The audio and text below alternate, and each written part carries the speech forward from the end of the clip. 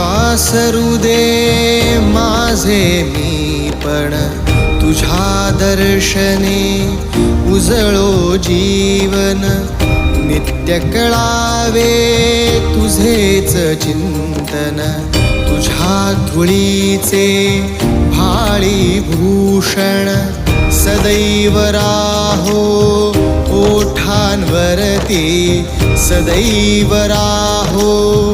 ओठांवरती तुझीच रे गुणगाथा तू सुख करता तू दुःख हरता तू सुख करता तू दुःख हरता तूच करता आणि करविता